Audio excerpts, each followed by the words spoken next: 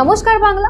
প্রত্যেক বেগুন চাষীদেরকে বলছি, আপনারা একটা জিনিস লক্ষ্য করুন তো, বর্ষার পর হঠাৎ করে বেগুন গাছ কি ঝুলে গেছে বা পাতা নিচে নেমে গেছে বা বেগুনে কি ছোট ছোট ছিদ্র দেখা যাচ্ছে? যদি আপনাদের উত্তর হয় হ্যাঁ, তাহলে আজকের এই ভিডিওটা আপনাদের জন্য। কারণ প্রত্যেক বছর এই সমস্যাটা বেগুন চাষীদের হয়, আর প্রায় বেশিরভাগ সময় এটা শোনা যায় যে ঠিক সময় কন্ট্রোল করতে না পারার কারণে ওদের ফলনের একটা বড় অংশ নষ্ট হয়ে যায়। তাই আজকের এই ভিডিওতে আমরা বেগুন চাষীদের ওই সব সমস্যার সমাধান নিয়ে কথা বলবো। আমরা কথা বলবো বেগুন গাছ হঠাৎ কেন মারা যায়, ফল ও ডগা ছিদ্রকারী পোকা কেন এত তাড়াতাড়ি বেড়ে যায়, আর তার সাথে কথা বলবো এরকম কোন ড্রেঞ্চিং ফর্মুলা আছে যেটা প্রয়োগ করলে পুরো সিজন জুড়ে আপনার বেগুন গাছ সুরক্ষিত থাকবে। তাই ভিডিওটা শেষ পর্যন্ত নিশ্চয়ই দেখবেন, আর এরকম আরো জানকারির জন্য আমাদের চ্যানেলকে সাবস্ক্রাইব করবেন। বিশেষ বৃষ্টির সময় মাটির মধ্যে জল আর আর্দ্রতা অনেক বেড়ে যায়, যার কারণে মাটির মধ্যে ক্ষতিকারক ব্যাকটেরিয়া দ্রুত বেড়ে ওঠে, আর এই ব্যাকটেরিয়া শিকড় দিয়ে গাছের ভেতরে ঢোকে আর গাছের মধ্যে জল আর পুষ্টি যাওয়ার রাস্তাকে বন্ধ করে দেয়। তাই দেখা যায় দিনের বেলায় পাতা ঝুলে পড়ে, কিন্তু রাতের দিকে এই জিনিসটা একটু ঠিক হয়ে যায়। চাষি ভাই, এটাই হচ্ছে ব্যাকটেরিয়াল উইল্টের প্রথম লক্ষণ।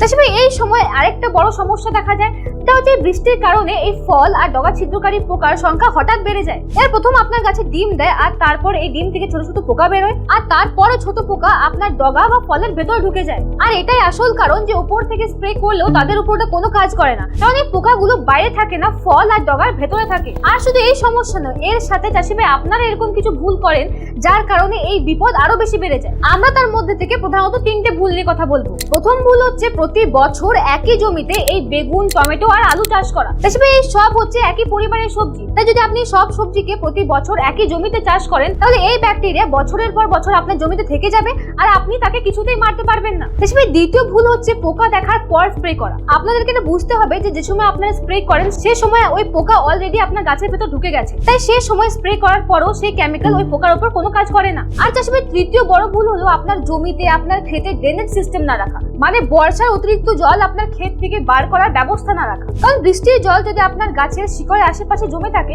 তাহলে এই ব্যাকটেরিয়াল উইল্ট হওয়ার চান্স অনেক গুণ বেশি বেড়ে যায়। তাহলে চাষি ভাই, এবারে হয়তো আপনাদের মনে প্রশ্ন আসছে যে এইসবের হাত থেকে কিভাবে বাঁচা যায়, সেসব নিয়েও কথা বলবো, কিন্তু তার আগে আরো কিছু গুরুত্বপূর্ণ কথা আছে যেগুলো আপনাদেরকে মনে রাখতে হবে। প্রথম কথা, যে চাষি ভাইরা এখনো বেগুন চারা লাগাননি, লাগাবার কথা ভাবছে, তাদেরকে বলছি তারা সবসময় এরকম চারা লাগাবেন যার মধ্যে রোগ সহনশীলতা আছে, মানে যেসব এই কীটের বিরুদ্ধে লড়াই করার ক্ষমতা রাখে। দ্বিতীয় কথা হলো, চারা রোপার আগে আপনার চারাকে ট্রাইকোডার্মা দিয়ে ট্রিটমেন্ট করতে ভুলবেন না। তারপর মনে রাখবেন যে বর্ষাকালে যদি বেগুন চাষ করতে হয় তাহলে সেটা সবসময় উঁচু বেড়ে করবে, তাতে আপনার শিকড়ের আশেপাশে জল জমবে না। তারপর মনে রাখবেন আপনার ক্ষেতে এক সারি থেকে অন্য সারির দূরত্ব প্রায় যেন 60 সেন্টিমিটার হয়, আর গাছ থেকে গাছের দূরত্ব রাখতে হবে 45 সেন্টিমিটার। আর হ্যাঁ, সাথে মনে রাখবেন প্রতিটি ক্ষেতে যেন 4 থেকে 5টা ফেরোমন ট্র্যাপ লাগানো থাকে, আর প্রতি সপ্তাহ করে একবার করে চেক করবেন। যদি কোনো এরকম গাছ, এরকম ফল দেখতে পান যেখানে এই পোকার আক্রমণ হয়েছে, তাহলে সে ফলকে সে সময় নষ্ট করে দেবেন। তাছাড়া এগুলো খুবই ছোট ছোট কাজ, কিন্তু মনে রাখবেন এই বর্ষাকালে এই ছোট ছোট কাজগুলোই আপনাকে একটা বড় ক্ষতির হাত থেকে বাঁচাতে পারে। তাছাড়া এবার ভিডিও শেষে আপনাদেরকে ওই ফর্মুলাটা জানাবো যার কথা ভিডিওর প্রথমেই বলেছিলাম। মনে রাখবেন এটা কোনো স্প্রে নয়, এটা হচ্ছে একটা রুট ড্রেঞ্চিং ফর্মুলা, যেটা চারা রোপার 15 থেকে 20 দিনের মধ্যেই করতে হবে।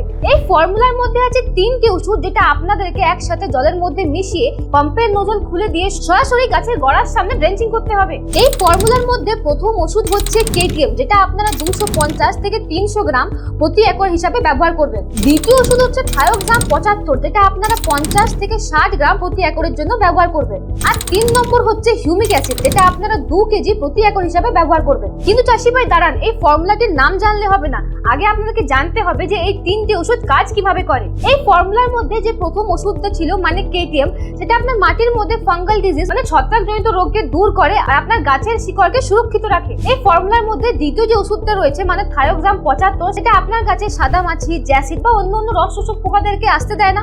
আর যদি আপনার গাছে এদের আক্রমণ আগের থেকে রয়েছে তাহলে এই ওষুধ সে পোকাদের উপর দ্রুত কাজ করে আর মাত্র কিছু ঘন্টার মধ্যেই তাদেরকে মেরে ফেলে। আর তৃতীয় ছিল হিউমিক অ্যাসিড, এটা মাটিকে হালকা করতে সাহায্য করে, নতুন শিকড় বানাতে সাহায্য করে, আর সাথে গাছকে বেশি জল, বেশি পুষ্টি টানতেও সাহায্য করে। এটা প্রয়োগ করলে গাছে বেশি ফুল, বেশি ফল আসে, আর এটা গাছকে যে কোনো স্ট্রেসের হাত থেকেও বাঁচায়। মানে শুধু একটা ফর্মুলা ব্যবহার করলে আপনার বেগুন গাছ এই বৃষ্টির সময় চারিদিক থেকে পুরো সুরক্ষা পাবে। তো চাষি ভাই, আপনারা এই সমস্যার সমাধান পেয়ে গেলেন।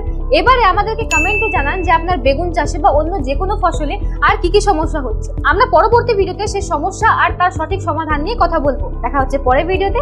ধন্যবাদ।